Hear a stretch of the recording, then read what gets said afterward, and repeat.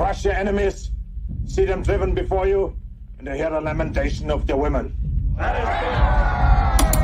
The penetrator. Ah, come on, look, because I always went the farthest end of the target, goddammit. Libya, Tunisia, Lebanon, it was me, pal. I was always first in, last out. Like Mexican Ironman. Wants to hide inside an imitation. It'll fight if it has to, but it's vulnerable out in the open. Its blood was on the leaves. If it bleeds, we can kill it.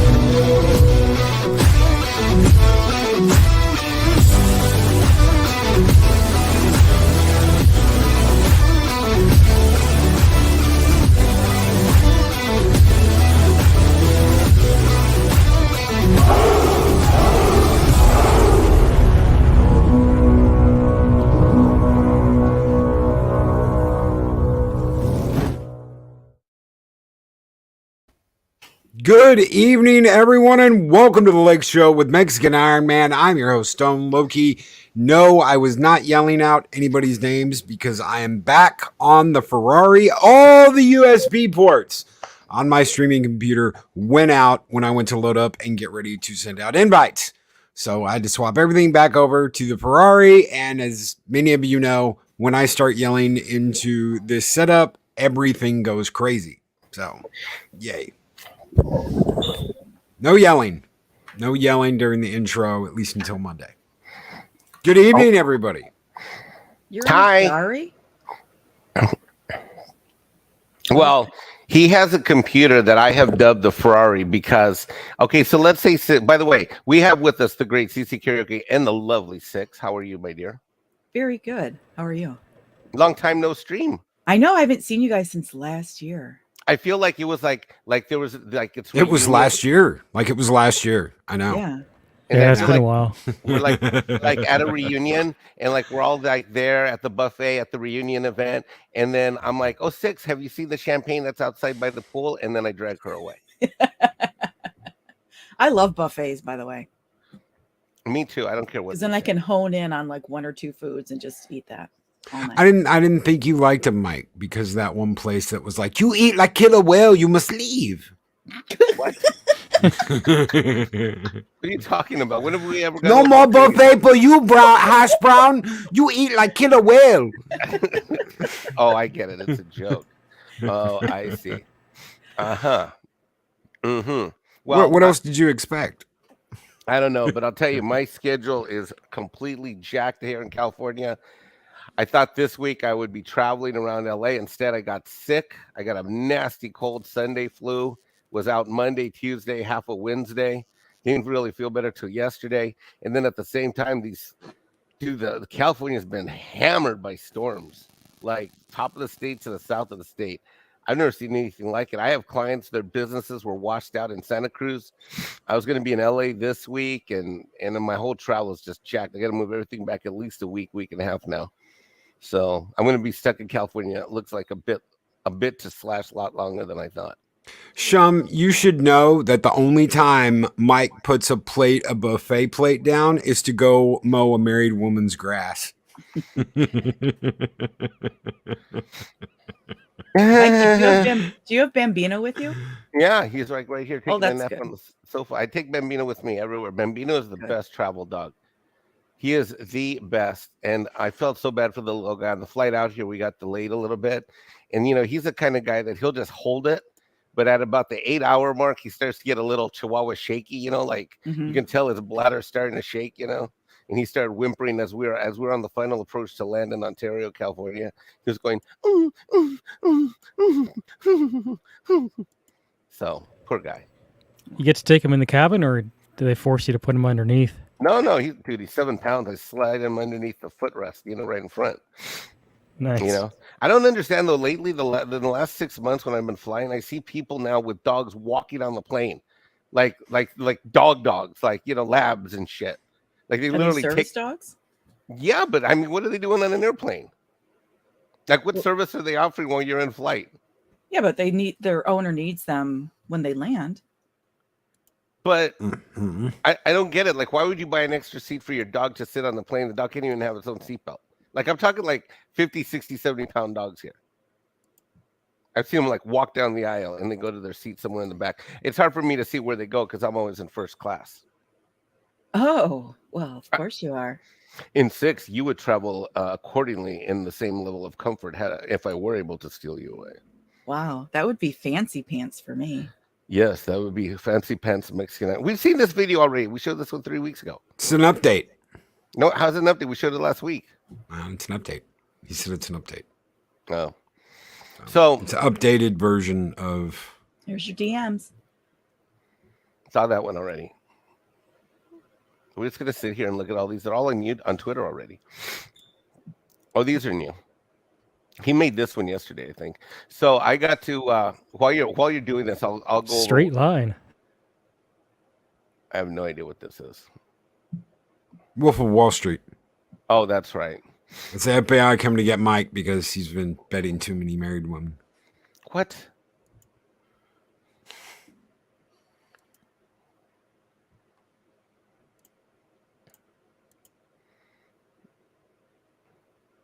I finally found out where he got that picture. I finally found out what live stream it was because I saw him yesterday. So yesterday I did an in-person meetup. And let me say this. For all of the stuff that we do on YouTube, Loki has said this once. He said it 100,000 times. There is nothing more important to do than meetups. And I am telling everybody who might ever watch this show, and I'm going to start saying it on every show that I'm at, you don't have to wait for Friday Night Tights meetups. You don't have to wait till Midnight Six finally has their meetup. You don't have to wait till the next Loki's Valhalla Con. That's right. You don't have to wait. I mean, we're not going to do a Valhalla Con this year, right? We're doing one next year again. We're doing one next year. I will be in the Keys in October when we would normally do it, getting married. So that's right. So if they ever let us Canadians back in, I'll be happy to attend one. I want to meet you all one day. Oh, it's going to happen eventually. Oh yeah. I mean, it depends on your government. Yeah, that might be a while. So I heartily encourage everyone, even if it's just to meet up with 1, 2, or 3 other people, do it. So yesterday I met up at the Yard House with Chris Gore at the Film Threat Weekly Film Meetup. I was joined by Latino Slant. I was joined by the great Monkey Jeebus, who has created all of this buffoonery that you're looking at, and Lady Bellfire, who live streams with Zax. And so we went to the Chris Gore thing. We all went to the movies. We saw Megan, and afterwards debriefed the movie. And it's just like, it's like for all this time we spent on YouTube, we got to get. It's Loki has said it so many times. You got to get out to the real world and have a real world life, even if it's just 1 or 2 people. It doesn't have to be a big formal meetup. If it is, great, do that. But it doesn't have to be a huge production. We all need to start networking and finding people in our local areas. I found a couple guys in South Carolina more recently and stuff. And so I don't know. We just need to do that. It really makes a huge good difference. It does. You get to meet so many people. You get to talk to people. A lot of great brothers and sisters out there that, I mean, you think, oh, I know this person. I've talked to this person. I've hung out with this person. You really spend some time with a lot of these people. No, it's a and when you're in person, you talk about things that you don't normally talk about. And the funny thing is that I've noticed is that people's personalities, like you don't know what anyone looks like because we're all behind avatars. Well, some of us show our faces on live streams, some of us don't. But when you get in person, you find out the personalities are almost exactly like what you encounter online, obviously. But then it doesn't matter what, it's almost like, when you first meet someone, you're looking at their body language and their face and this and that's it. All of that's gone because you're already friends or you're already connected somehow through a channel or through a chat or through a community or whatever.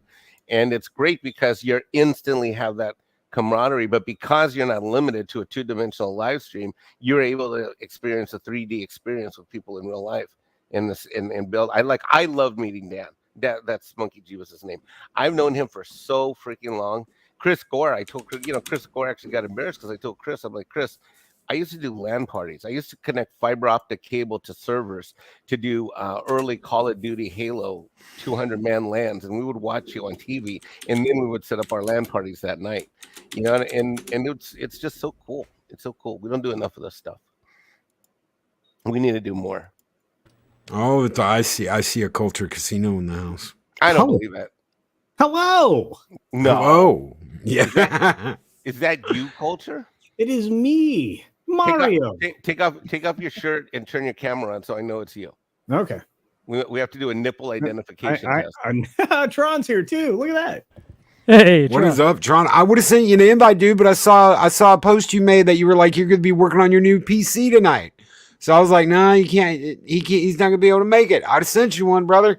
I didn't know you were going to be streaming. I thought you were setting up your new computer. Tomorrow. Tomorrow. Cool. Yeah. We'll start the day tomorrow with a new computer. Well, this is the year for it. With all the games coming out. Oh, no kidding. You're going to need it. Oh, yeah. So how are Mikey and Culture on the same stream right now? I'm in shock right now. I feel like, how much is this costing me? I feel like I didn't super chat him enough in order to be on the show with me live at the same time. Oh, that doesn't work. Look at that.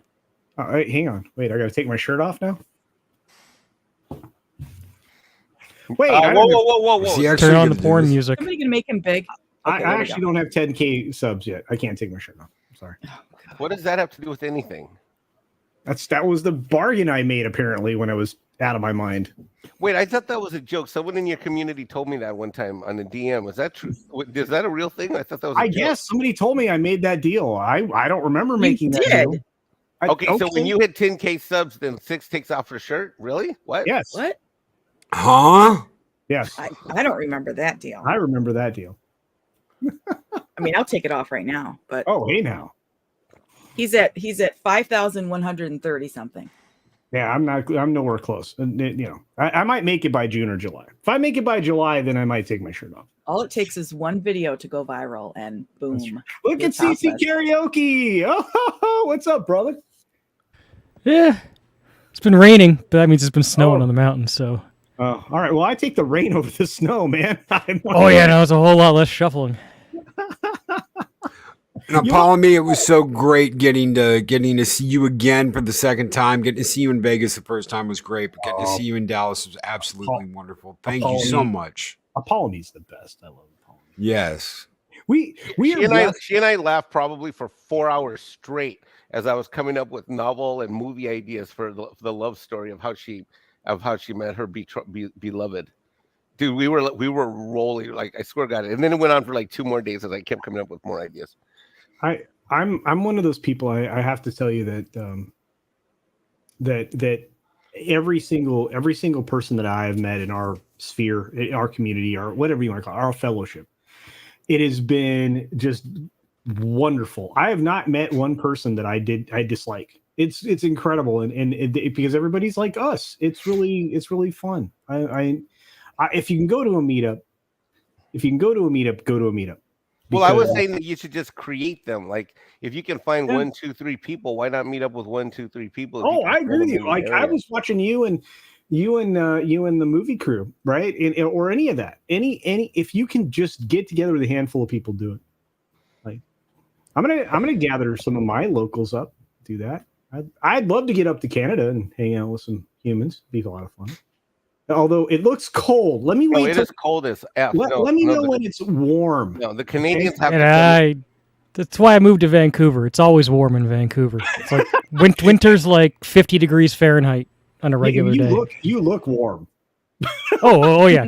I am totally. It's 70 in here right now. Oh, really? Is it? Oh, well, that's lovely. Yeah. Oh, okay, all right. People don't RV in the winter. I don't know why. They think it's like hardcore or something. It's not. It depends. Like, I mean, if you're like in middle America or middle Canada, maybe, but it's not like that everywhere. All right, fair enough. And Vancouver is beautiful. Holy cow!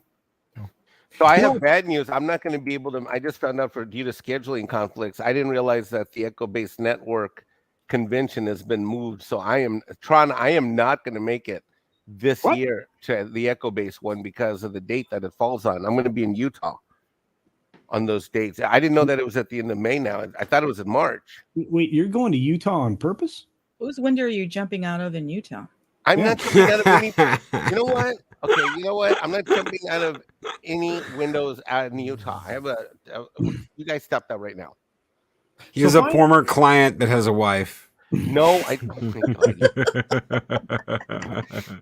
of course, Monkey Jeeves brings us up at the dinner table, so I got to go into a long story and explain a lady balefire and others live as to how this story originated on YouTube. And it was awesome to do that in front of Chris Gore. Thank you, thank you, Valhalla. You know what? Chris Gore would understand. I'm just gonna say. Yeah, he turns around, he's like, wait, Mike jumping out of what? No, I'm like, no, Chris, no. You drink your drink. Ignore these people. Well, you know what? If getting Chris Gore hammered is like entertainment. So if you can just feed that guy drinks, it's fantastic. Oh, I was to the extent that he would take him. He's a beer drinker, but I sent him He's Irish through and through. A volcano margarita. It was pretty potent. And me, I'm such a lightweight.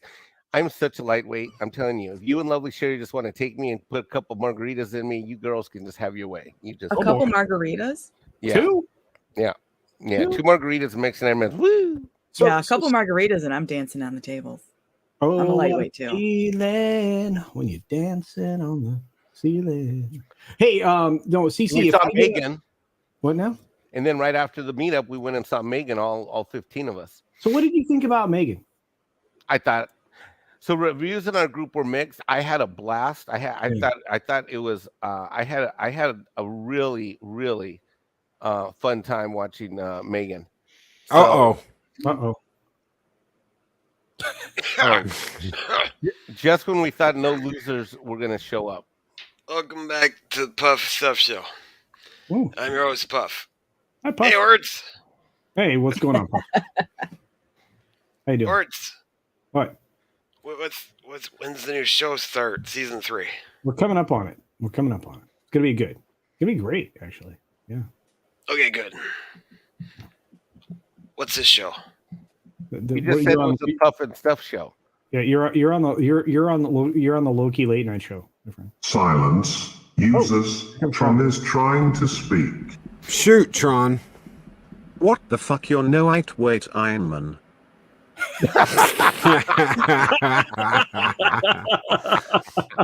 It's all that huffing and puffing he does with the neighbors' wives.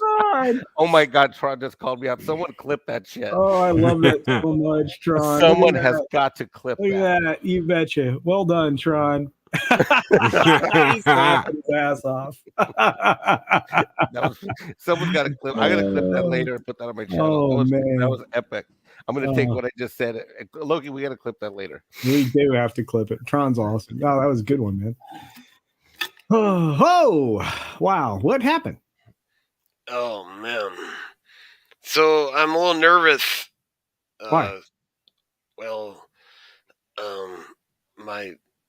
my brother is about to get out of jail. That's good. Oh, wait, no, not that brother. Yeah, man. Gruff. He's kind of mean, man. Like he's takes a lot of steroids. Yeah. I remember some conversations about Gruff. I'm a little nervous. Yeah. When is this happening? When does this happen? I don't know, man. He's big and he's black. Ooh. What are you talking about? He's a little bit more darkly pigmented. Yes. Yeah. Well, he's a half brother. What are you talking about? You've not met. Oh, you don't know about Gruff? No, I don't know Gruff yet. Woo, okay. Yeah, he's in prison, but he's getting out soon.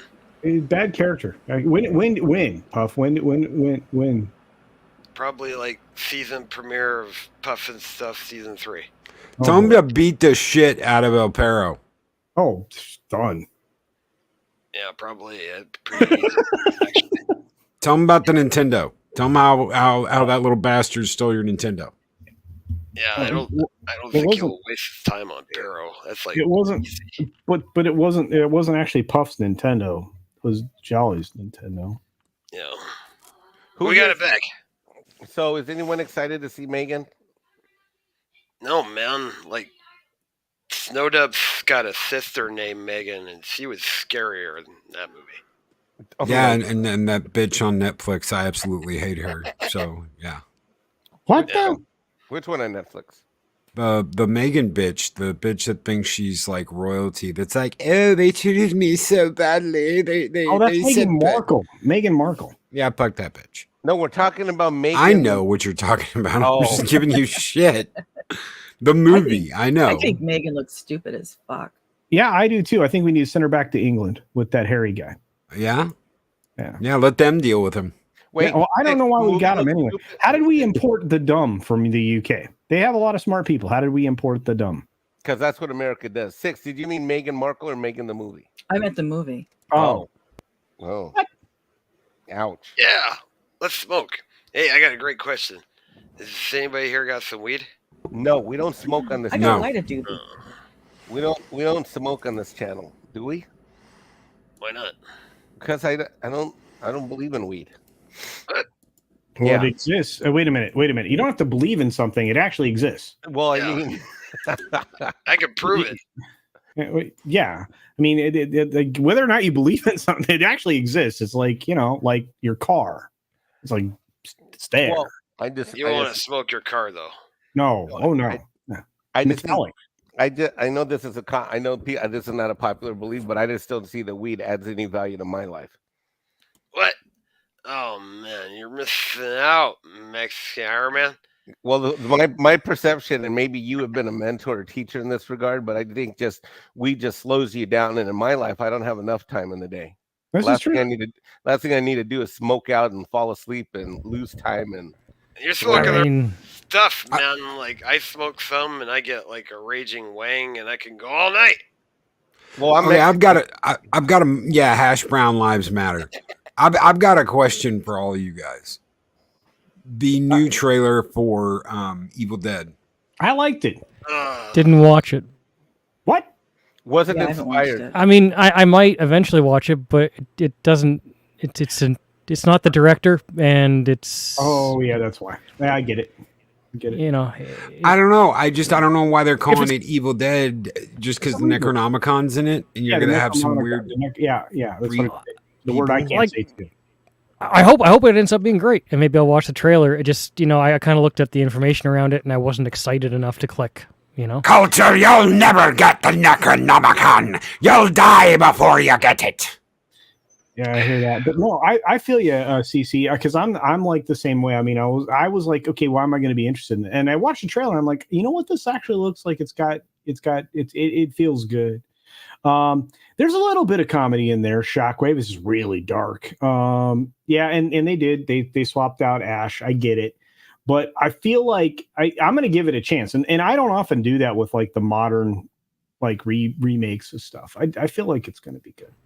Yeah, I'll recommend 12 Monkeys remake anytime, any day of the week. That was fantastic. Whoa, they remade 12 Monkeys? A TV show. Yeah, there's 4 seasons. Some years ago, yeah. How do you make 4 seasons out of one film? Well, I mean, the first season kind of followed the film, and then they went off and completely in their own direction. So, I mean, it wasn't necessarily true to that source material, but it's great cast, well acted, some great writing. Like some of the best episodes, honestly, are just outright fantastic in my opinion. Yeah, maybe early season 2, it kind of like it was like struggling a little bit for a couple 3 episodes there, but it stuck the landing and. Oh, okay. Just reminded me of that because it has a gender swap, but it has a fantastic gender swap. I would have to look it up. Is there anybody as good as Brad Pitt in it, though? Yeah. Wow. All right. I'll have to check it out. Yeah. Well, you talked me into Culture, it. you're not going to make time for it. You're so buried with other shows you haven't even seen yet. Come on. You're like me. It's a really overlooked show. Came out right around the same time as The Expanse, and everybody watched The Expanse, or technically everybody watched it. But that one that last ignored, season, you know. that last season, The Expanse just blew. Oh my god! How do you screw up that bad? Hey, we're gonna freeze frame on one of the main characters. Mexican Ironman, you're just being a grumpy pants. You watch whatever you want to watch, Culture. It's okay. It'll be fun. But you know what? Mike's not wrong. I do have trouble keeping up nowadays. Yeah, but you know what? I'm not watching Star Trek. Oh God! I have an opinion on the recent happenings around that, and I just say, you know what? Like silence. To me, Users, Tron is trying to speak. Shoot, Tron. Hey Valhalla fam, I'm working on getting a new GPU for the new build. Tomorrow I have to put in my 2080 tons for now, but any help would be greatly appreciated. Yes, his link is at the top of chat. It's the paypal.me, the disabled Tron per GPU fund. Guys, if you want to help Tron get a good GPU, click that link and help him out because it's going to be and awesome. Loki's audio just went out. Yeah, Ferrari down. Ferrari down. Hello. Hey, he's back. Your audio clipped out.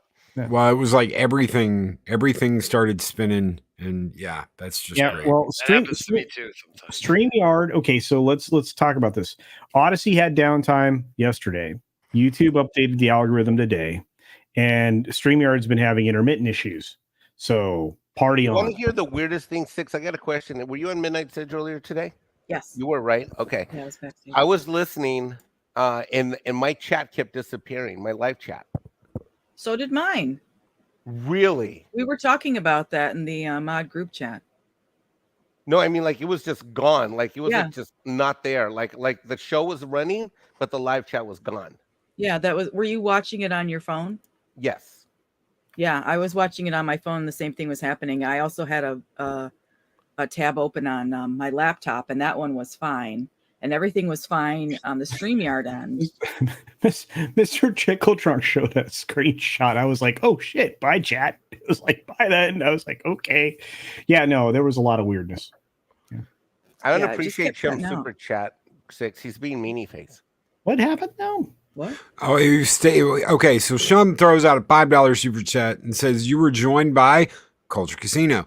When did you become a big-time YouTuber to have celebrities join you? Was it before or after the window jump? First of all, I'm not a big-time YouTuber. I'm not a celebrity, and there's no jumping out of windows. That super chat is filled with misrepresentations and hashtag fake news. Hey, Mike. You're a YouTuber. Yes, thank you, CC. Thank you. CC with the based opinion there. Hashtag only hashbrown matters.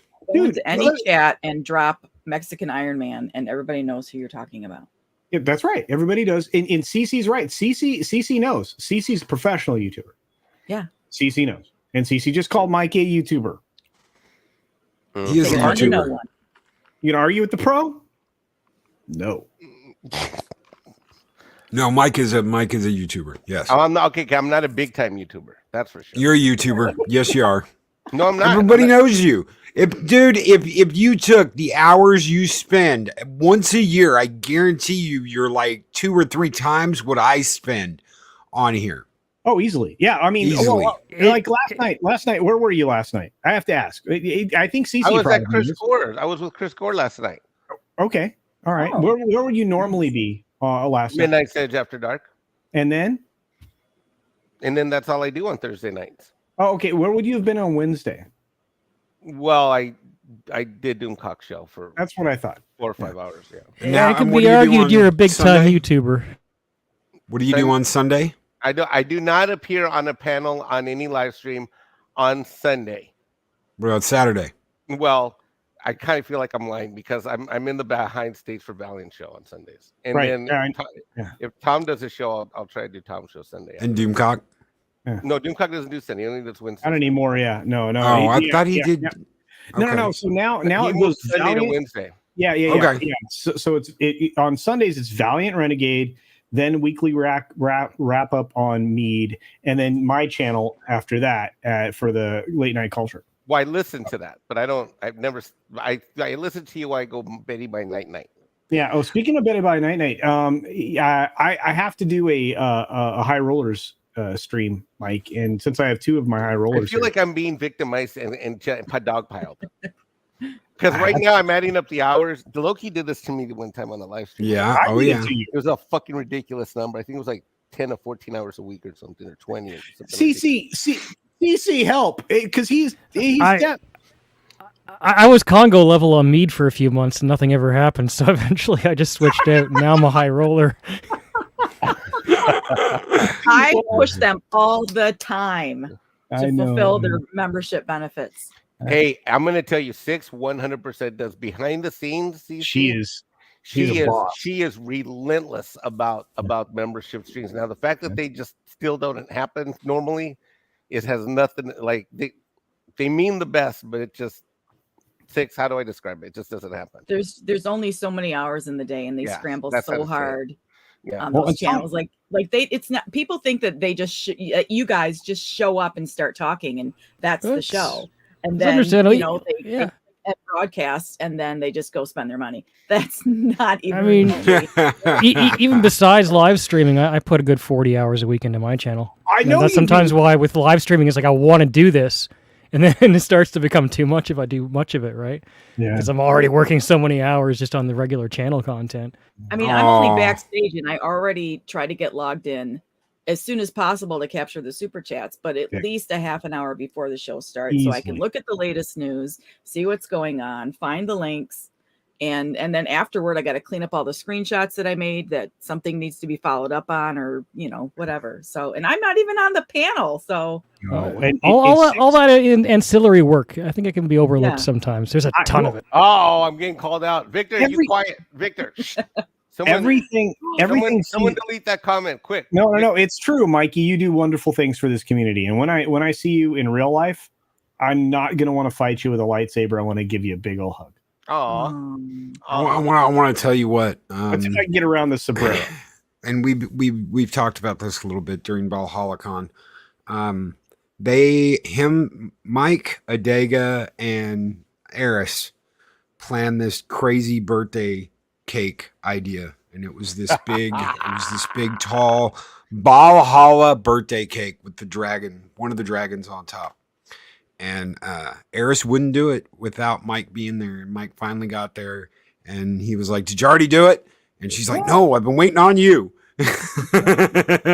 And they go over to like plan it out with the manager, and I'm walking up, like da da da da da. What's going on, guys? And Mike's like, "Hey, we gotta go do pictures. Come on." And I'm like, "Pictures? What?" He goes, "Yeah, we gotta do pictures. Come on, we gotta do pictures to everybody." The stuff you do, brother, the stuff you do for people is greatly appreciated. I don't know if you know that sometimes how much we all love you. Mikey's got a huge heart, and he does take care of a lot of people, and he's really quiet about it. So, and I believe someone had said just a minute ago, Mike's heart. There it is. Mike's heart is bigger than his favorite window. Yes, psychomorphic. Right. 6. Tell them to stop right now. You guys keep on going, please. Oh, That's what I think. You glue the community together, Mike. Honestly. Yeah, yes, He does. yes. Yeah, hey, this Script. What's up, Script? What's up, Script? Yeah, and I will say this, and I don't think 6 gets enough credit, but 6 does so much work in the background. It's insane. You know, between Midnight's Edge After Dark, and the things that she manages to do for me whenever she has the time, I am so grateful. And I can't be any more thankful to all the amazing mods that we have. I know Loki feels the same. Mikey feels the same on all the channels he's a part of. And of course, you know, Cece, I still marvel at how you're able to do as much as you do with your channel. Like, how do you find the time for that, man? I don't even know. Sometimes I go for weeks or months with it, where it's the only thing I do. That's nuts. And then I have to remind myself to like do other things with my life. So I make it a point to take at least a day off a week and do. How do you do that? Do my own. I make the time. I don't agree to anything. On one day a week. I take one day a week for me. So on your off day, can you fly out here and help me do some DIY channel stuff? I can. And I've broken that on occasion. Mike knows. I'm like, oh my God, it's been like a month since I had a weekend to myself. But yeah. Speaking of the man who even works when he's not working, Script Doctor joined us. Look at that guy. Hey, what is up, Script? I am so happy to be here this evening, guys, because I usually have to watch the show on the following morning because I'm not up at this hour, but I had a late consult and a snack, and I was catching you live, and it's so great to see you all this evening. How's it going? How is some of you I haven't seen since the previous year, so I hope you had a wonderful new year. And what plans do you have in store coming up for this year, for 2023? Well, I can tell you one of my first tasks of 2023 was signing up for your new Patreon. Thank you. Script Doctor has a new Patreon where he is going to be doing all kinds of cool stuff and letting his professional side of his knowledge shine even more than you've ever heard it on YouTube, because he can do more behind that wall than he ever could do on YouTube, as we just recently found out, Script, with one of your videos that you were trying to release, right? Yes, it's actually on my Patreon. It's in one of the higher tiers. However, I am thinking that if I hit a certain number of patrons in a few months, I might just release it to everybody on the Patreon, because it's one heck of a fun video, and it chronicles the history of Warner Brothers with their DC properties. That's cool. So unfortunately, it wasn't Warner Brothers that was Content ID flagging me. It was just a particular. It was the Sulkins actually that were doing it. So trying to get that passed is there. And recently I just did a review of an NBC procedural that's coming out in a few weeks.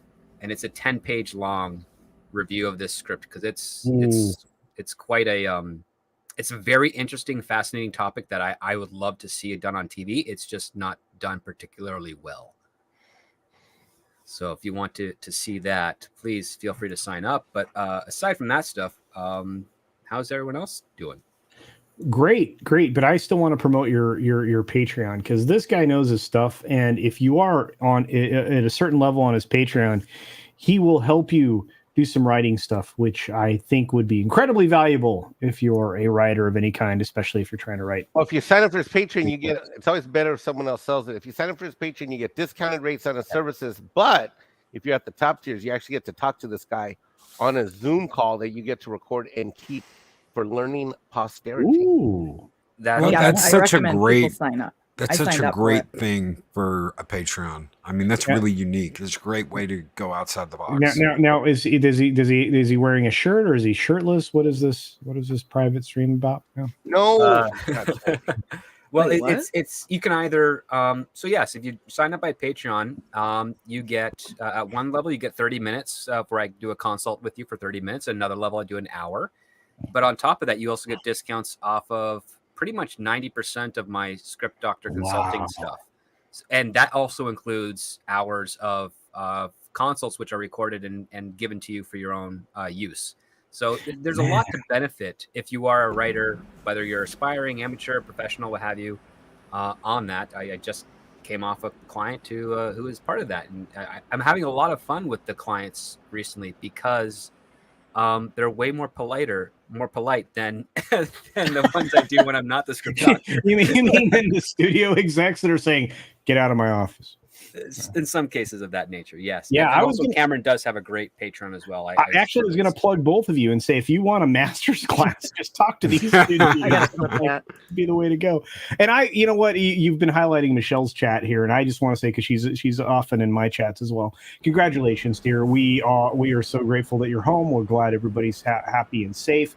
Your husband was nice enough to communicate with us while you were obviously in the hospital. Congratulations on your lovely family, and do continue to be here every stream. We appreciate you, dear. And get some rest. And get some. She just gave birth. Yeah. Oh wow. So, and what a great name, Magni. It's one of Odin's ravens. So what a wonderful name to name a son. Get some rest, and all of this will be here when you get out of the hospital and you're on your road to recovery. Oh, I think she's back home now, but yeah.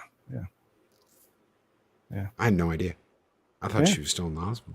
No, I think they just kick you out now, don't they? They don't keep you for anything. They just get you in, pop that baby out, and that's it. You're done. Fire it out there like. Yeah. Oh, it depends on how many kids you've had before. Silence. Users. Tron is trying to speak. Shoot, Tron. Hey, I need to finish editing a short before tomorrow, but I will be lurking in chat. Much love all.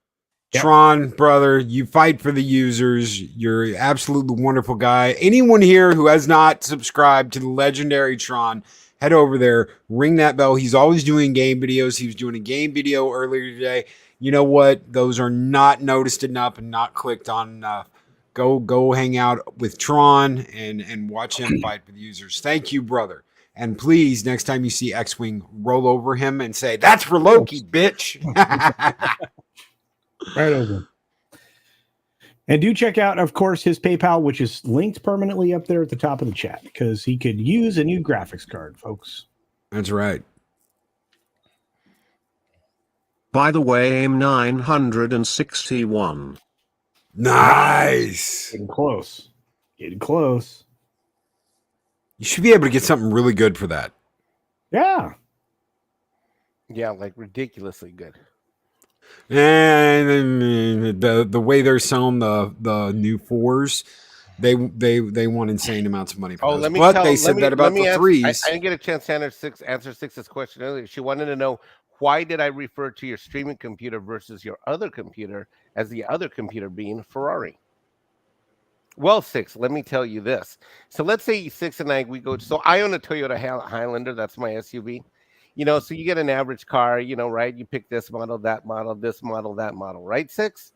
Mm-hmm. But then if someone goes and gets a Ferrari, like an average car will be something, 30 to 70 grand, give or take ish, right? But if you go get a Ferrari, how much is that going to be? Like 200 grand, right? Well, but Ferraris are smaller, so does it have less storage? Well, my point is less the cost. Memory? So a Ferrari is fast. A Ferrari is fast and expensive, right? Oh, yeah, so the computer that Loki had custom built for him is phenomenally expensive, has every bell and whistle you could think of, but like a Ferrari, every time it goes for a tough drive, it blows up or something goes wrong with it.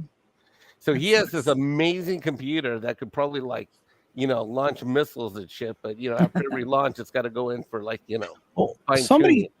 Somebody told me today that Razer just released a bunch of new stuff. I got to go look at their new laptops. So, yeah. I think mine is more like a Kia, and I don't mean like a Kia now. I mean a Kia from like 25 years ago. Did they make them? I think so. Wasn't that a Yugo at that point in time? Mine is a piece of poop. I need a new one. Tom's computer is like a Ford Pinto. There's a thing with RVing. It's like when you drive it, it's like there's an earthquake going on in your house, right? Right. And earthquakes, they tend to direct things. And the faster you drive, the bigger the Richter scale on the earthquake, right? So it's definitely not a Ferrari in that sense. But I mean, if you drive it at whatever 80 kilometers, 50 miles an hour instead of 70 miles an hour, you save yourself tens of thousands of dollars in damage. And I run my gaming computers the same way. I underclock them. I run them at 85, 90%. If you've got a massive gaming rig, you can run it at 85, 90% and still get great performance, but it won't break as much. That's a good idea. I like that. I got it. You know what? I'm going to underclock my laptop now. Thank you for that, Cece. That's good advice. It makes sense. I like sensible advice.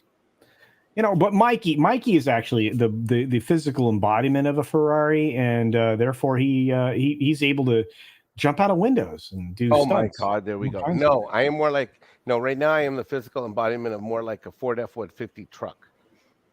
Right. Well, I saw the dent you put in the top of that minivan from that for God's video sake. you had. Jeez. Holy cow. Bam. That thing, that luggage rack's never going to be the same, Mike. Did you have to pay for that? Script, you're laughing, or Script. 6, you're laughing is encouraging these yo-yos. Hey, Jolly's here. Oh, That's never gonna get old. Hi, Jolly. Hey, God, I'm sorry I'm late. 6, I just wanted to say thank you. I was just watching, 6 sent me a video, right? And my goodness, how did you get that booty in that shape? Is it Pilates or? I do a lot of squats. Wait, what video? Wait, what? What video? What video? Wait, what? Six sends me, naked pictures and videos all the time, Mexican Ironman. I thought you knew that. Look. Oh, really? It's classy. It's classy from what Jolly really? said. Oh, wow. That's awesome to hear. Wow. Too bad you couldn't stand the show. We lost somebody. Who did we lose? Somebody what happened jumped. there? I think I lost my connection. Yeah, you lost your connection because I don't. All right. There he is. Yeah.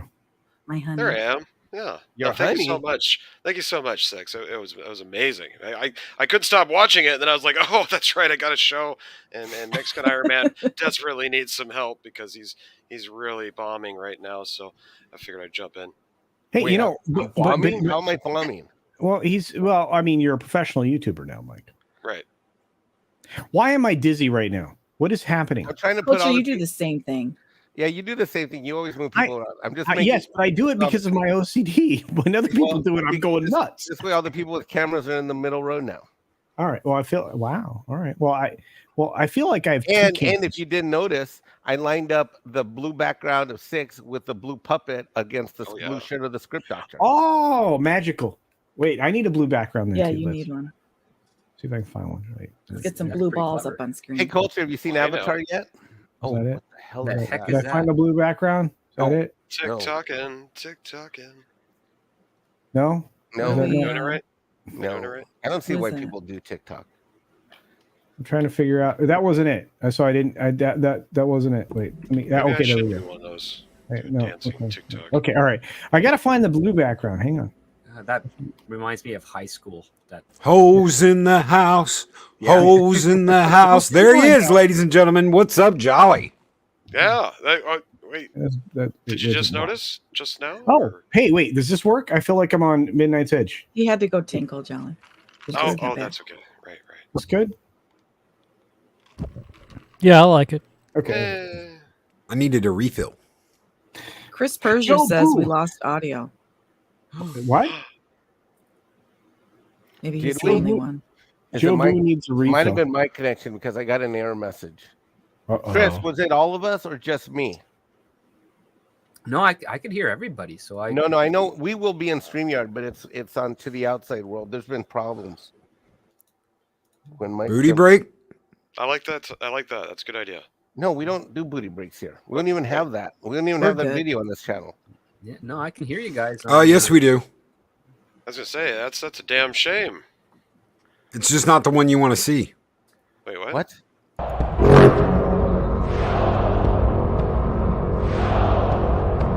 You said clip. I forget I'm on the fucking internet sometimes. Yes! Look at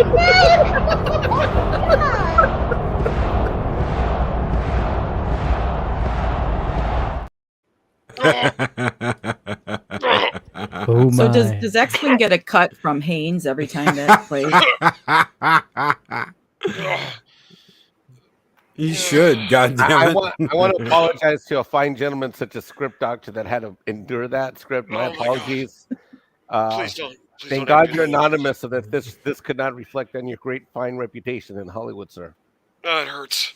That was shocking. I was there's this thing in Canada that may have crossed over to the United States years ago called body break, where this couple in jumpsuits I gotta talk about exercise. Yeah, I remember that parody. Yeah, CC would know. I gotta go watch. I gotta go watch Six's booty break again for a minute. I'll be right back. I was expecting it to be that. I was not expecting what I did see. I got paid for several years because of my Calvin Klein underwear ads. So. Oh yeah. Well, we've got a clip of Jolly in his last movie. Oh.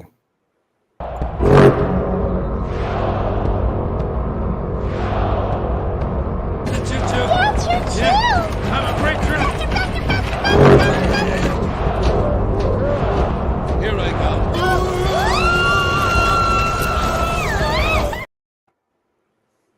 Yes. Yeah, I remember when I took my grandmother to that movie. We had such a good time. What happened now? Poor grandma. Wait, what? Huh? You're kidding, right? Never mind. So, yeah, the Evil Dead trailer. I checked it out, and I thought it was pretty bland. I'm gonna call it Mommy Dead. I didn't really get. I don't know. It's not. I didn't get an Evil Dead vibe. People are like, "Oh my god, I love the new trailer for Evil Dead." I'm like, "How was it Evil Dead? What? Because you saw the Necronomicon for 2 seconds?" Now there's no woods. They take the woods out of the situation, right? And the Evil Dead is very well known for controlling the elements, especially in nature. So to put it in a city scene, that's risky. That's risky in itself. Then you do a strong female lead, and it looks like it's going to be in a sitcom household. I don't know. I just thought it just wasn't digging it, culture. Okay. I thought it looked fine. And again, I mean, I'm enjoying right now.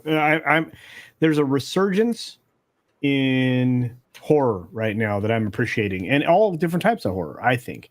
And I'm looking forward to seeing Megan, which I was going to try to see today, but instead I came on this show. But I will probably see it tomorrow, and then I'll actually do a review on it. And I expect great things. I expect great things from that because I hear good things. Even Mikey liked it. So hold on. This is if you look at Paulie's video, one of the things that I did is I did say I liked it. I gave it 3.5 out of 5. Okay, not 4, not 5, but 3.5 out of 5. And what I am going to say is this, though, and that's probably generous, but I'm just going to say this. I did ask the 15 people that I was around. I said, "Is Megan going to make a dent in Avatar at the box office?" Not one person said yes. Okay, so it made 2.75 million in previews. That you were part of that, Mikey. Oh yeah. And there's a decent chance it's going to make somewhere between 20 and 30 million over the course of the weekend. Okay. The projection for Avatar for the weekend is about $30 million. Oh, you mean like, will it make a dent on one weekend, one time? Okay, maybe. Well, maybe. We'll see. Which one was better, Mikey? Avatar or? I enjoyed Avatar far more than I enjoyed this. You know what I want to see? I want to see an 80s Friday the 13th where after like the second or the third movie, some kids break the law, go down to the lake. You know, the town is scared shitless of Jason coming back. They go down to the lake. They pull some fuckery. He wakes up and then just goes on a killing spree where he takes out the whole damn town. That sounds amazing. There's a town outside of Crystal Lake, right? So just he goes in and he takes them all out. He starts just murdering people left and fucking right. And it's in the 80s. So like in the middle of the day. Yeah. Yeah. Okay, so I'm in a really weird position right now because I'm the only optimistic human being that's here. That never happens. And all the cops in town got COVID, so they weren't on duty that day. Wait, what do you mean they got AIDS? First of all, I take exception to that because 6 and 9 are regularly blasted by being glass half full, optimistic, going into almost every movie that we've seen in the last year or two. Well, I got stuck some, with Star Wars all the way to Kenobi. If that's not optimistic, I don't know. I got some comments after this morning because you know what? I've been listening to everybody going off about this Picard shit, and I'm going to give RMB and PJ over at Orville Nation a chance. I'm giving them a chance. I'm going to watch 4 episodes of this thing. If I am not completely 100% sold, I'm done. But I'm going to give it a shot. Loki, I love PJ like a brother, but he's really optimistic on a lot of stuff.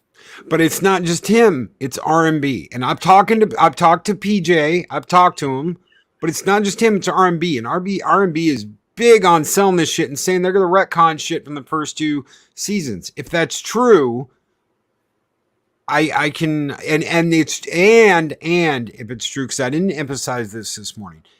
If the rumors are true, and this is a out, Kurtzman out, bad reboot out, and a return to old school legacy guard Trek, which Terry is, even though he's been acting like a total fucking dick to people, I could accept that. Loki? If it got Kurtzman out, if it did, yeah, Jolly. You stop that. You stop that. You're trying to suck me into another Star Trek conversation. I'm not having it. We started with Evil Dead. Script Doctor, back me up. When we seen the chainsaw come out, that was cheesy as hell. Am I right, brother? I was not impressed. See? You see? I do like my Evil Dead 1 and 2 and Army of Darkness. Right. No, Fuck yeah. Gross. Okay, that's different. This is a different thing. Oh, man. Somebody help me. I was thinking about Star Trek today, honestly, because of everything that was going on. And to me, I came down to forgiveness. It's like, okay, if someone comes over to my house and plugs every orifice of my loved one, and then murders them, and then keeps plugging the corpse and laughs at me while they're doing it, and I'm tied up and there's nothing I can do. Well, this just got dark.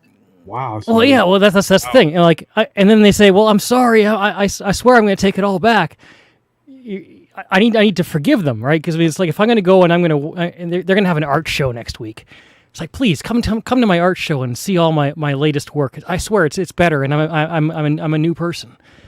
Maybe it's great. Maybe everything is changed. Maybe they fixed everything. I don't give a flying fuck. It doesn't change what happened. Look, I came over and you did all that awful shit to me, man. And I'm not going to give it a chance because they say that. I'm gonna give it 4 episodes because of R&B, and I have a great deal of respect for R&B and PJ. Wow. I'm gonna watch it because I'm watching it because I already told Doomcock Culture. No. So I'm sucked in anyway. So I have to Culture's like, fuck this shit, I'm out. Sorry, I got a little dark there, but I mean, honestly, it's just. I'm gonna watch this because I'm gonna review it because I told Doomcock I would. But other than that, my philosophy is simple. F this show, F these people, F these creators. I don't care if it's good or not. And I think Terry's being an asshole because let's just say he probably does have something good. He's being an overconfident ass because he knows this probably is pretty good and he's going to win a lot of people over. But for me, it's too little, too fucking late, and I want Christmas out. I mean, that Trek is such a mismanaged. Like I make a joke all the time that Script could fix my Warner Brothers problems in a week. You could fix Star Trek in a fucking day. It's that bad, And you could reset the whole thing. I heard I've heard you give so many ideas, but I am so sick of all these idiots. And frankly, Terry Matalas is not helping. He's being a dick on. No, absolutely. Calling people incels just because they don't like something, he can suck a big fat dick. He can. I'm sorry if he doesn't like that. Whatever. Just because someone doesn't like your shit or is like, you know what, I'm not going to give you a shot.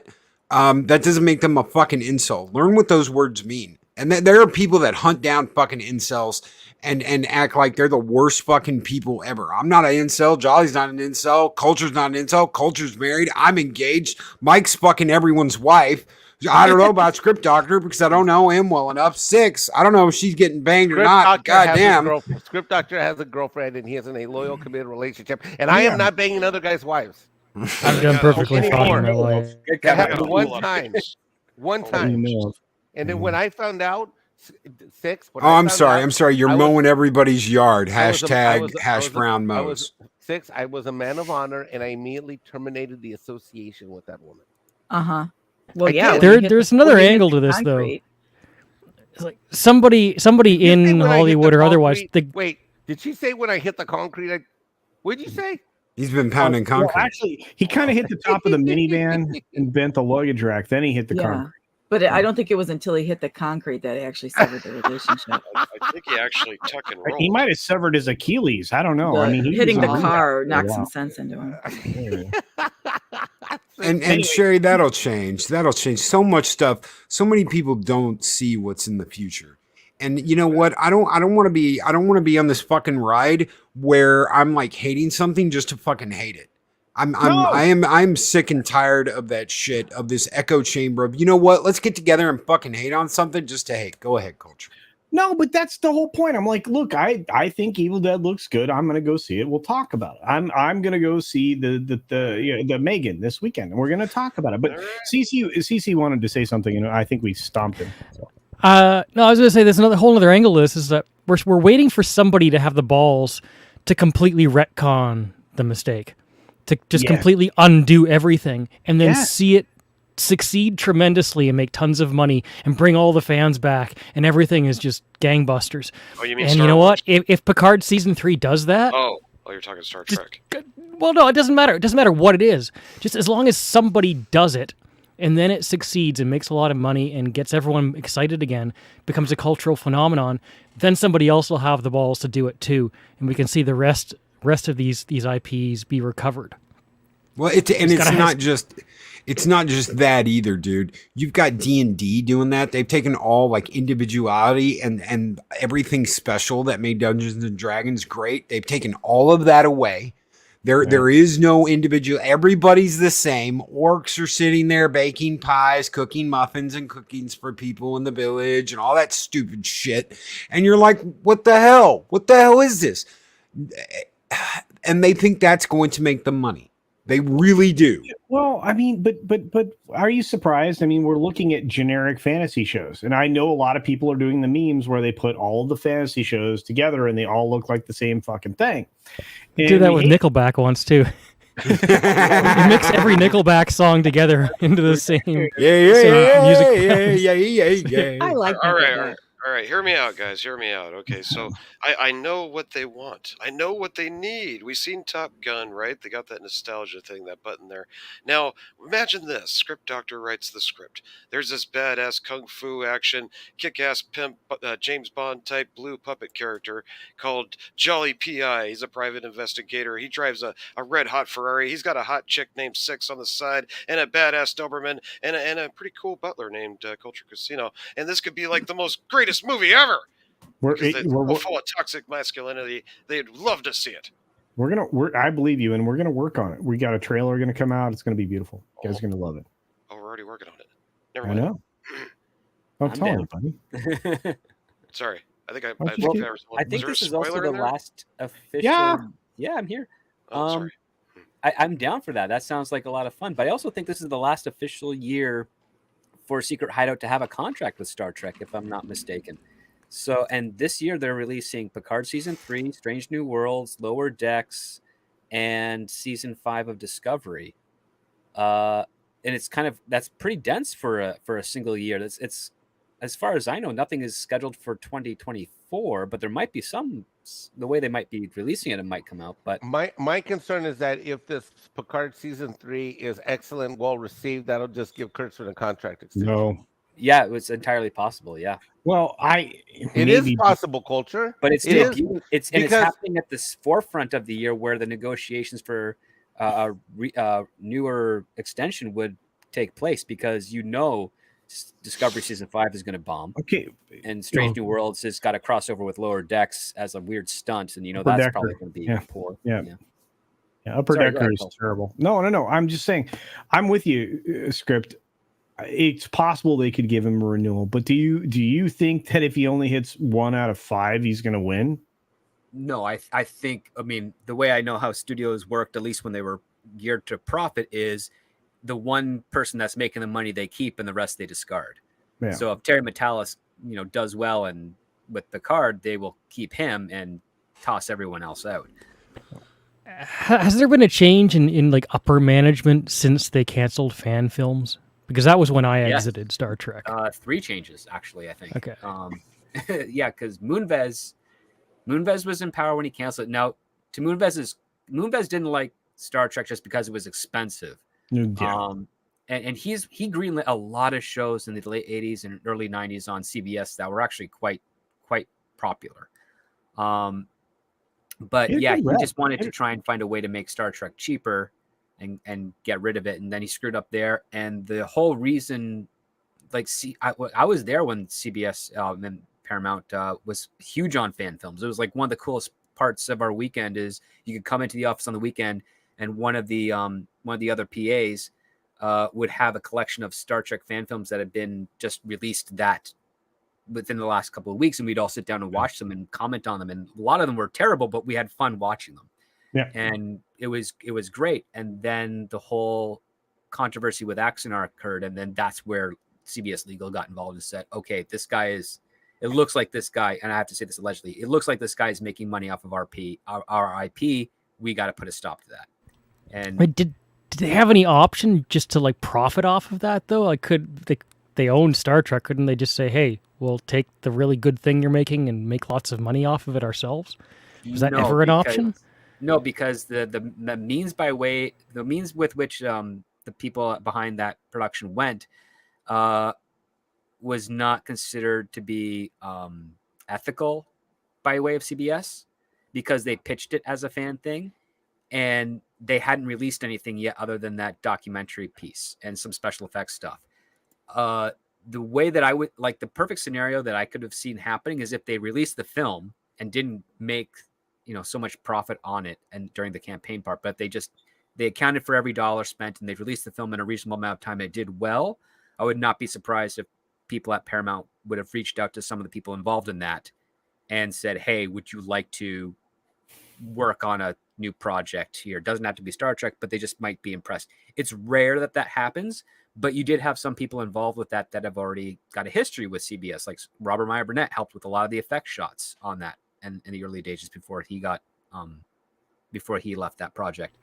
I've read the Axanar script. It was terrible. Well, fair enough. I was just always wondering, like, if they could have taken Star Trek Continues and put it on their own website and made it part of a streaming service or anything. They wanted to make money. Hold on. Star Trek Continues is was handled completely different than these yo-yos. Oh, for sure. Yeah. Completely different, but just as another example of a fan series, right? Well, but Vic handled things completely differently. He went to them in advance. He followed the rules. No professional actors.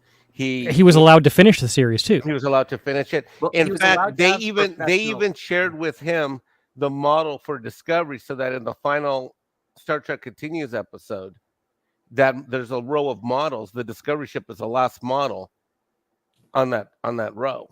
No, he actually was allowed to hire professional actors. There was no conflict at that point because he gave them a head time. It was in the midst of production because his original plan was to do seasons 4 and 5 of Star Trek. He wanted to do 44, 45 episodes over a course of several years. But as soon as that thing happened, he already had a relationship with the studio and said, like, okay, well, what can I do? And they said, well, you already got these episodes kind of done, or at least figured out to a point.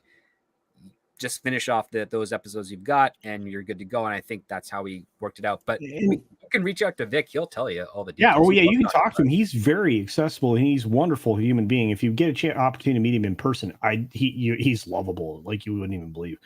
Personable, the exact opposite of what you'll hear everybody call him when you pay attention to social media, but he's great.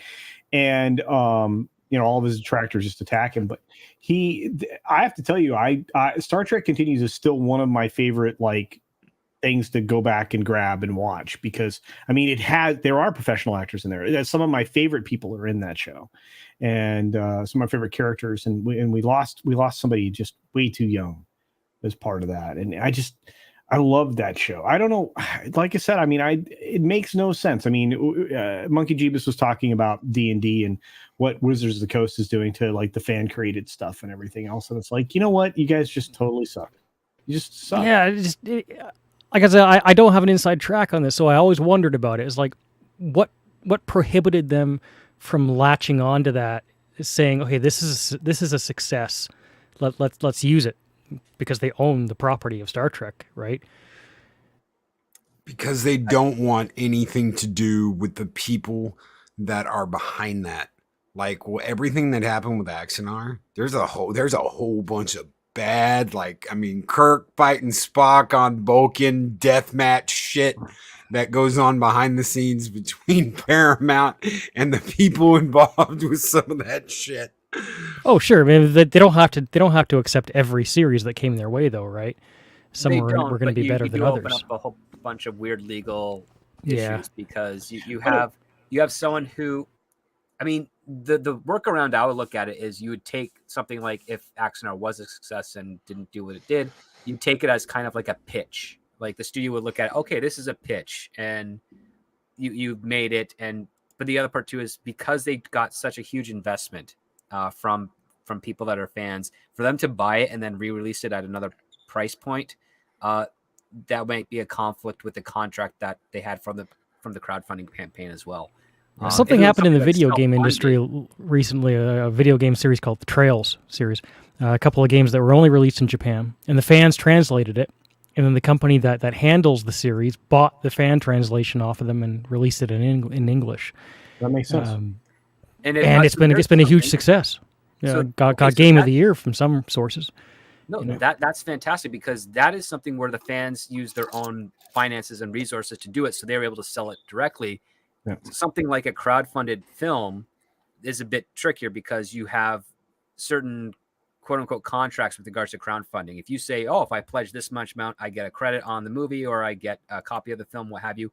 If a studio buys that, they have to then fulfill that obligation if it hasn't already been done by the initial holder. And if it has been done by initial holder, then you have a whole nother series of issues because you have now a third party property of something that you have purchased that is in conflict with what you're distributing.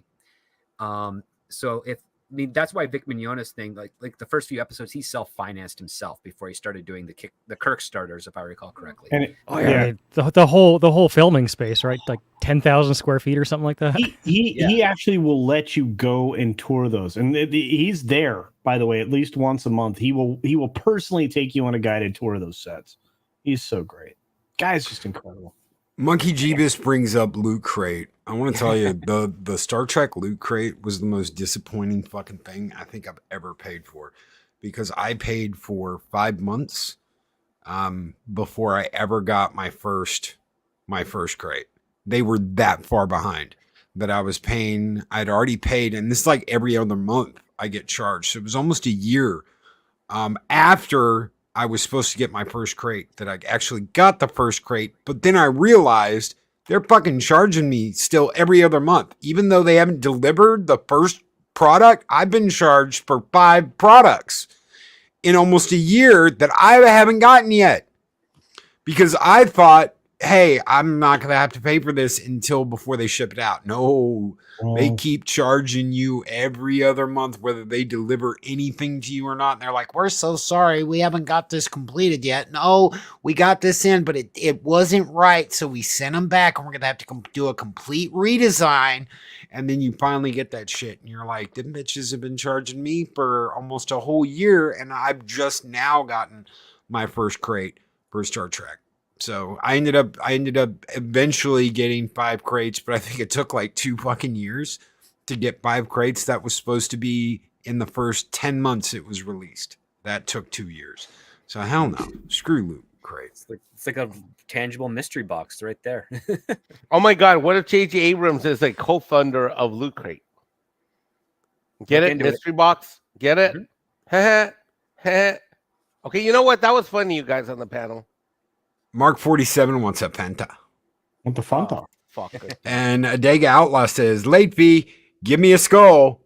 How about a Fanta, Adega?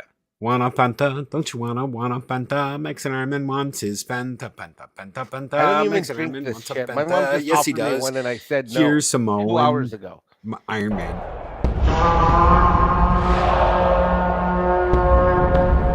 Wanna Fanta? Don't you wanna Fanta? Mexican Iron Man wants his Fanta. Fanta. Samoan Mexican Iron Man wants his Fanta. He wants a Fanta. John Candy Samoan Iron Man. Nope. Thank you so much, Adega Outlaw and Mark 47. Joe versus the Volcano is a guilty pleasure film. It is. It is. I saw it when I was a kid, and my mother hated it, but I insistently watched it. Meg I Ryan loved plays it. 3 roles in that movie. Yes, she does. And Jump yeah. soda is delicious, apparently. Okay, She so plays a back- brunette, a blonde, and a redhead. Okay, so real quickly, script. She hit the wall with Russell Crowe, right? Because before that, I just set me right. She was amazeballs. Meg Ryan? Yeah. She was pretty good, and then something happened between her and Dennis Quaid, and they that's when she kind of went her direction. Dennis Quaid also went his direction. Well, she pushed him to substance abuse. I'm just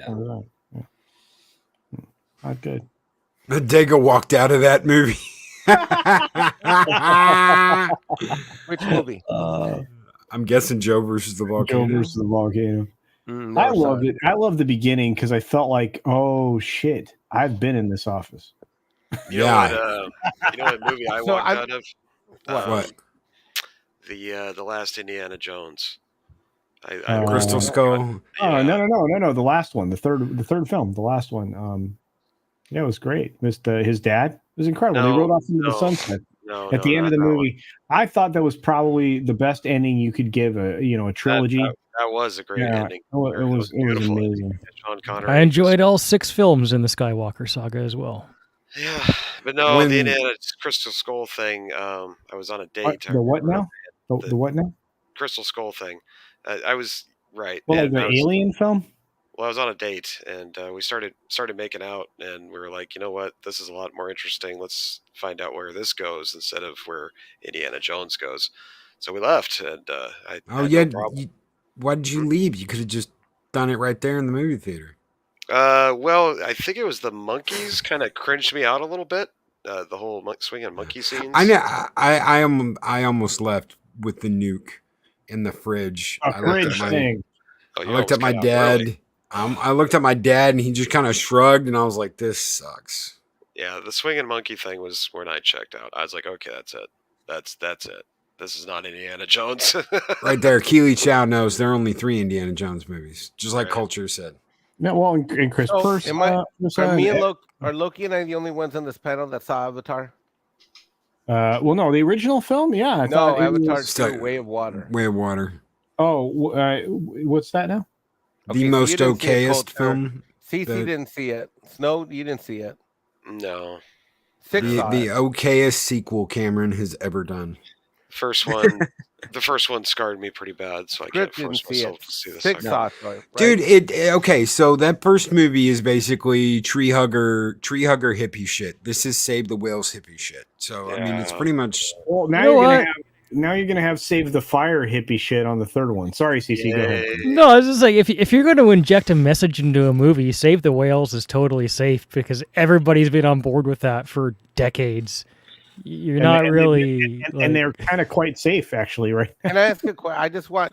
I have a technical question. I'm guessing that the reason why indigenous peoples are blue is for some reason brown skin is hard to do in CGI. Oh yeah, just watch what's that one that just came out that's got that one guy with the they had to defunct the package. Disney had to defunct the package. I'll just do the green skin. That was bulge reduction.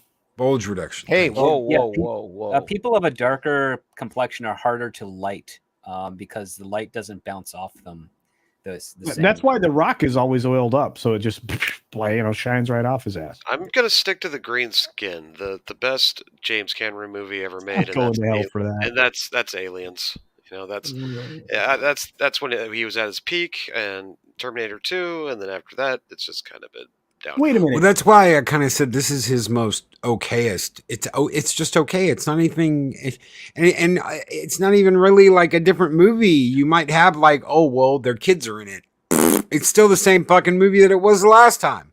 He got weird he got weird when he did Titanic. I think when he went down so deep, the pressure like squeezed his brain too much. He went down even further than that. He's still He got like a Right. personal submersible to do a documentary on. Like, hey, can I like try to implode myself? Oh, so he goes down to the deepest, darkest fucking trench he can find in the ocean, Snow. And then what does he find? He doesn't find any life. He finds like a plastic bag from Sears. Oh, what's this? What's this great discovery I've made in the sand? There's no life down there. Nothing's fucking alive. And he finds a bag, a plastic bag from fucking Sears. Too bad it wasn't like a Sarah Connor. Wait, is that serious? Are you being serious? Yes. There's a message in that because there's more for your life at Sears. I would have been so happy if they it was still a existed. It would have made my day if he found a copy of Avatar down there. Yeah, I mean, technically, I see it. It's valuable because Sears doesn't exist anymore. I see it in Well, music a lot this was too. like if you really 3 or think about it, 4. like, if you're a creative, I mean, how many creative people, artists, can really be at the top of relevance for longer than 10 or 15 years? Not very It's long. very, very few. There's very, very few David Bowies out there. People who can go on for decades. And I figure it'd be the same in movies with directors or otherwise, even writers, any kind of art. You know, Think about how long you have to fight to get to relevance. I mean, it's like you can spend 10, 15 years. And you keep getting older, and as you get older, you get slower. And if you're, help you if you're trying to do anything high octane, and you're 50 years old, it's like, you better be Johnny Cash at that point, or the fucking Stones. By the way, how are those guys not dead? Right? Other than Charlie Watts, right? How? I mean, pretty much all of the drugs on the planet have been done by one guy, and he's still like shaking it up there on stage. I'm like, how is this happening right now? It's like the 100-year-old smoker. Just keep going. Look at freaking Ozzy Osbourne, man. How much shit is Ozzy done? I don't know where I am. Hello, Sharon. Get me on stage, and he's still fucking kicking. That guy's done more drugs. He bit the head off a bat. He's injected shit on stage. He's like, look at me. Look, I'm gonna tie it off right here and stick in the needle. And you're like, what the fuck? Ozzy, how the fuck are you still? I don't know. They've got me on life support. Or Ronnie James Dio at 68, when he died, he was singing the best tour of his career. Oh, Dio, dude. Oh my, why did you do that to me right now? Oh man.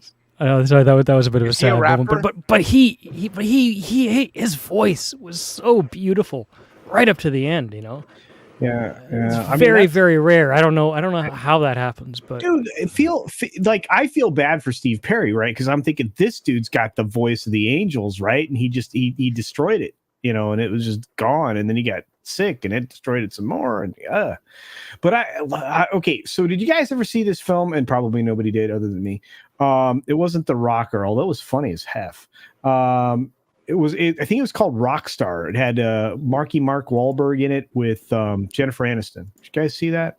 Is that what it was called? Am I right? I didn't see it. Wait, Anyway. was it Rockstar the Andy Samberg comedy? No, okay. Was it Rockstar? No. Well, it wasn't The Rocker, because that was the comedy thing with the ugly guy from The Office. All right. I vaguely remember, Anyway, I thought, thank you, Rockstar. That's what I thought it was. Thank you, Jason Fox. Okay. But anyway, I enjoyed that film, and one of the scenes in that film is one of the older guys like getting his blood transfusion. What the fuck is happening now? Oh shit! Well, Pony Woo. Yeah. Oh, I love this movie. That's what I said. This is amazing to me. Oh my god. Holy shit. There it is. Next card. Who did this? Monkey Jeebus? Monkey Jeebus. Dude, he sends me stuff and I'm on stream and I'm not like bright enough to pay attention to Twitter. And like when I get off stream, I'm like, oh shit, I should have used that in the show. That's amazing. Mikey, you look great as a Pony Woo. Tip it. Okay. Why are you mean to me, Mike? Yeah, it's being complimentary. I know it is. You're that guy that gives the compliments and it's an insult, but it sounds like a compliment, but then it doesn't feel right. Dude, okay. I was. It's a good-looking woman. What? All that backhanded compliments. Wow. That is a sturdy woman, but it's not me. I've never heard culture insult anyone ever. No. No, you won't. I like people. I'm weird. I don't think anyone's ever like gone after you or anything like that. Oh boy, I've seen that. You haven't heard me and him on me then. Well, that's not you going after him. I'm not. It's funny. I have some terrible like direct messages on Twitter, but I like whatever. Have a nice day. But it's no, man. I like early on in my career, I had somebody go at me, and I'm like, and they were blaming me for their shortcomings, right? Because I was supposed to. I'm not going to go deeply into the story. Help him more be successful. Yeah. Oh my God, I fucking hate that. Well, but calm down. Culture, you're the reason why I didn't make it. I was fucking lazy. I didn't do what I was supposed to do. I didn't uphold my obligations. I told people to fuck off. I treated them like fucking ass. But it's your fault my YouTube channel wasn't successful. I fucking some hate of that that. too. There's a lot of layers in that one. I do. I bet you do, CC, and I know what you're feeling, bro. Because as I've gotten, and I'm little, man. I have little, like 5,100 people that like care about what I do. All these channels are actually growing faster than I ever did. Oh, gee, that's a lot of people. No. But I mean, compared to like obviously Cece, who's huge, but I mean, like my editor has more fucking subs than I do, but it's not the point. Like, because I don't focus on that because Loki told me don't care about that, and I. You shouldn't care about sub count. It's a vanity plate. It's a vanity plate. That's all it is. I know. And so what's really funny to me is, because I have the best community, right? I have the best group of people that hang out with me, and I get to hang out with the best people in the world because here I am on Loki's channel. But it's just, it's like, it was really strange because this was very early on, and they're going at me, and I'm like, okay, you're mad at me because I didn't message you that you were on the day you knew you're supposed to be on my show. Right? You're supposed to be on this show. You are a guest on this show, right? And you knew what time the show started, but it is my fault because I didn't message you ahead of time to wake you up so you could be on the show. Yeah. Yeah, no. Okay, that's a bit much. Come on now. Yeah, it was a little rough, and that was like the first time I got crushed, and then it's happened a few more times, but and like Loki says, I get blamed for people. Well, you need to do this because you need to help me. I'm like, dude, I can do everything I can in the world to help you, but you as far as like your audience, I'm not. I mean, I can bring some people there, maybe like 2 or 3, but it's not going to be like overnight. I do everything I can to help everybody I can, and that's all we can ever do in life. But it's just like, oh man, how is that my fault? How's that my fault? Because you don't do enough for diversity and equity and other integration or whatever the other one word was. Yeah, and this is weird because I never talk about the shit because it doesn't bother me. I know who it was, but I won't say ever. Yeah, so you're available for wake up calls? Is that what I'm hearing? Well, I've given the boss a couple of wake up calls, if you know what I mean. I co-host with Culture on Sunday nights, and we've been doing it for quite a while now. Long time, yeah. I thoroughly enjoy those shows, and we have a lot of fun and stuff. Yeah. And I've never once complained or threw a fit because I didn't get enough subs one night or didn't get any subs one night or anything like that. In fact, I think we've spent more time pushing Floral's channel lately. We've been pushing Floral hard. Yeah. Floral does great work. He is such a beautiful. I mean, it's amazing, actually. How professional his work is. You know, the intro song that I use on my channel, the one with okay. So there have been different iterations of that. Floral made the latest one that I've used for the last like 3 or 4 months. It is the best one it's better than anything I've ever done. Just because I didn't do it, I immediately was like, dude, this is the best fucking intro, this best version of this intro anybody's ever done. Thank you so very much. And that's what I'm going to use. I'm going to use it. Not just because Floral made it, but because it is the best goddamn version. I'm not going to, when you see something like that, I'm not going to let my ego go, well, fuck you. I make these and I do this and yada, yada, yada. No. He made the best one. Floral's great, and he just said, "Hey, can I see that piece of music you used for the opening?" And I said, "Yeah, sure. Why?" He goes, "Because I want to do the ooh things in time with the beat." And I was like, "Oh, I never thought about that. Fuck yeah, here, take it." And he did it, and it is awesome. I love it. Floral's great. He just asked me to send it to him. I sent it to him, and he sent it back. So great guy. Absolutely great guy. But don't you feel like, and I know this is why I know that the puppets are going to be the thing that get us all over the hump, right? They're like we're going to all go gangbusters because we have such solid creators in that space with Floral and Jolly and everybody else that participates in those things like Punkwaddle and Snacks, and I mean I can go on and on, like Freedy and all that. All the people that are making this stuff and putting it together, they're dedicated to it. They're like me when it comes to, like, scaring people. But it's like I love it so much. And Floral makes you feel like $1 million, and he's doing all the hard work. So when you go and hang out with Floral, he's done all the hard work for you. When you go and you hang out with Jolly, most of the time he's done a little bit of work. Or he's already hard. Yeah, that's true. But it's just it's one of those things, and that's what I see. What I don't understand is why somebody like Floral and his channel is not already at like 150,000, 200,000, 1 million. It's insane. And I'm going to promote him every time. And Jolly and I kind of have a deal. We're just going to just keep trying to promote Floral as often as we can because he's awesome, just so good. I hope the whole Cotton connection succeeds. I mean, you're doing something no one else is doing. It's not just about being good at it, but you're filling a void that hasn't been filled before. Isn't it weird? And I see that in the karaoke community too. It's like one of the fastest growing channels is hitting the Spanish language karaoke. That's no one perfect, else is doing right? it.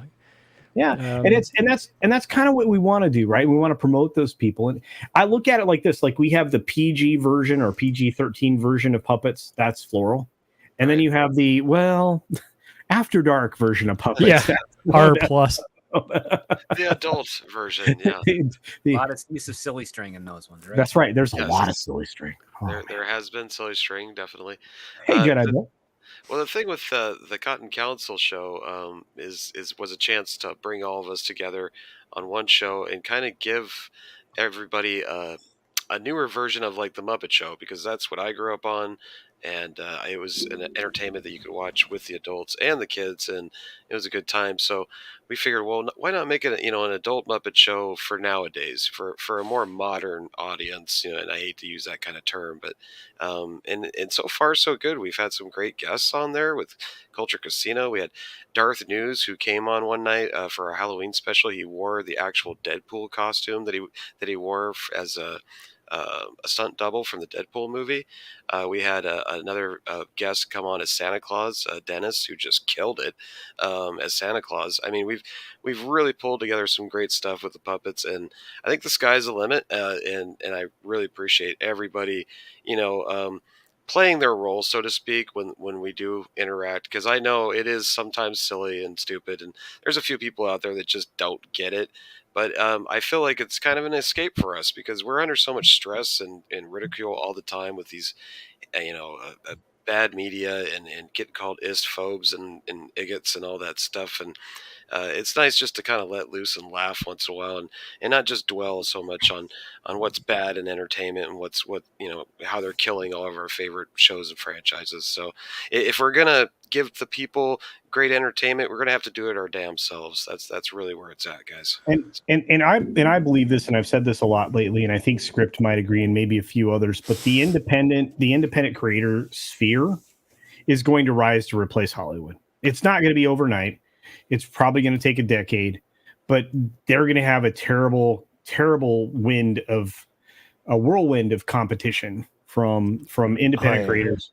I'm looking forward to the day when that can be crowdfunded successfully and just starts to explode. Well, I think we're already doing that though. And Culture, I don't mean to interrupt you, but I really want to say this because I know you, I know Snowdub, I know some people on this panel have been told this, and I know Mike has too. When someone messages you and said, "You have inspired me to get on the microphone," That is one of the greatest freaking feelings ever when someone messages you. The worst thing you can do to the person you sent that to is say, why aren't you getting me there?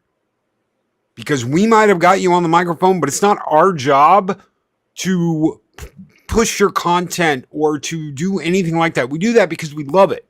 I promote Snowdub because I love Snowdub's channel. I love the Cotton Connection. I promote Culture because I love Culture's channel. Midnight's Edge, same. Six, same. CZ Karaoke, same. Whenever he's on a karaoke channel, I love these guys. And if just because you're like, hey, I want to do this because Loki, that does not mean I'm at fault if you do not succeed. I have gotten that message too, and that's the worst message you can get. I subscribe to you. Why aren't you pushing my channel and getting me subscribers? That doesn't work. That does not work. It's not my responsibility to get you subscribers. It's yours. That's your job. You have to do that. You have to put content out in the world. That is all up to you. We can be there for you. We can invite you. We can introduce you to people. We can network, but we can't make content for you. That's something you've got to do. Well, do you know the best advice I was ever given was by two of the people that I admire in our sphere, obviously, both Gary and Jeremy from G&G. They said, we can help you, try to promote your channel and everything, but you have to build your audience. You're responsible for your audience. You're responsible for your channel. So that's how I've always handled it. And that's how I expect be an adult. I mean, at least none of you guys ever got someone to say, hey, I saw how many super chats you sent at channels A, B, and C last month, so I'm going to send you an invoice this month. Oh shit, dude! Wow. Don't remind me of that. I remember that. I know exactly what that. God help me. Look, we can't do that in this sphere. You've got support the people that you can. Yeah, it does happen though. It does happen, and it's a weird thing. It's like you don't focus on somebody else's money ever. You focus on your own money. People that focus, this is going to be judgmental, but it's the way I think. Focus on your own money. If you look at other people's money, it's low tier, it's low class. First of all, I'm going to tell you, I don't make any real money off of this. I have never once taken $1 out of my channel that didn't go back into whatever equipment I have. I've never been able to use it to go on vacation. I've never taken any money out to pay for anything other than what you see that I make things with. It's so far. Someday that'll change, but it's like you come to grasp with the fact that if you're not rocking like significant number of subs and a whole lot of members and lots of super chats, this is not a money-making enterprise yet, right? At least not for me. I don't know if that's anybody else's experience, but thank goodness that I'm in a position where this comes out in a different way. And it doesn't matter. If somebody makes their living from this, God bless them. Thank God. I'm more power to them, and I love it. I just want everybody to realize it takes a long time. Anyway, I'm done with this. I'm going to be done. Oh no, yeah, I could go on for hours about that. I don't make money, but I mean, it's not like I couldn't. And I'll say like there are karaoke channels between 2,000 and 5,000 subs that can easily clear $2,000 a month if they want to. There are ways, like if you really like, but one way or the other, you have to work. Like, I mean, the fact of the matter is, it's a full-time job. You have to put in the 40 hours a week over years. It's almost like if I was going to give advice to people, I'd say like, you know what? Set aside the next 5 years and make it a job for the next 5 years that you're not going to make anything, and then hope that you eventually get to that point where it can become your main thing. Yeah. It doesn't happen in a day. Unfortunately, that's not what a lot of people see. No, and it's very, very difficult, I'm sure, for a lot of people to do too. You got enough going on in your life as is, right? It's a big ask. And if I showed people the back end of like the monetization part of my channel, they would laugh at me because why are you doing this? I do this because I love it. I love the audience. I love you guys. I love hanging out with you. It's the one hobby that I have. This is the least profitable hobby that I have, and it's the one that I spend the most time on and I have the most fun with. So that's all you're supposed to do. But let me ask you. You gotta love it. Let me get the super chat really quick. Comic Book G Man with $10 super chat says, Loki and crew, love your work, my man. Makes me smile every time. Thank you so very much. Comic Book G Man for that $10 super chat, brother. You guys keep the fire burning here in Valhalla. Thank you, my friend. There you go. Go ahead, brother. I one last thing, and what version of MLB The Show do you have, Loki? I've got the latest, the one that came out in 2022. Oh wow, okay, because I'm still playing 2019 because I was going to challenge you to a game. Oh yeah, on your channel. You got I think you have a PlayStation, right? Yep. Okay, yeah, we can do that. All right, I think it'll be a lot of fun. PlayStation 1? Yeah. No, I've got a PlayStation 5. I'll see if I have 19. I don't know if I have 19. I know I have the latest one. Whatever the latest one was. I don't want to have to buy the new one. I don't like spending money on games that are the same. I only do it every other year. So I skip a year. Same thing. Not all the time. They've got a lot more stuff in the back for in the back of the engine for the franchise mode.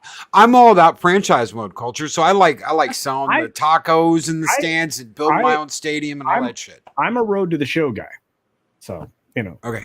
It doesn't change it. That's why I hate Madden, right? Because Madden is like, hey, we want $100 every year. I'm like, eat a bag of dicks, because I'm like, it's the same damn game. Nothing changed. I hate the point thing. Okay, you should be able to get equipment and all that shit for your modes without having to buy stupid cards and get stupid unwrapped things.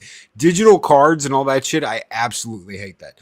I like TGC stuff, but I don't like digital shit. I want actual something in my hand. If I get a damn platinum card that's worth $800, I want to have it in my fucking hand, and I want my $800, goddamn it. Well, and by the way, Ironcaster just suggested you look and see if it's in your PlayStation Plus library, because I think they did give it away a few years ago for free. So do check that out. You might have it. All right. Hey guys, we're gonna sign off, brother. We're We're getting out of here. we're getting out of here, brother. I'm just going to bed right now. So. All right, guys, thank you so very much. Everybody who's been on the panel tonight, everybody that's been in chat, everybody that's been hanging out. Thank you so very much. We appreciate your support. We appreciate you being here. God, Mexican Ironman, thank you. You are in Cali on vacation and you took time to do this. Culture, thank you. Snow, brother, love you, brother. Cotton Connection for life. Skull and tuck and roll, my friend. Skull and tuck and roll. Much love, guys. CC, brother, thank you. Six, thank you so much. The sagacious Six, everybody. Thank you so much for being here. And of course, Script Doctor, thank you for popping in, brother. It's always good to have you on here. Yeah, I'm happy I was awake to participate with you guys. Love listening to you because I watch the replays, but always an honor to be able to join when I can. All right, guys, we're out of here. Take care. Be excellent to each other. Always speak friend to other. We'll see you guys next Friday on the Late Show with Mexican Ironman.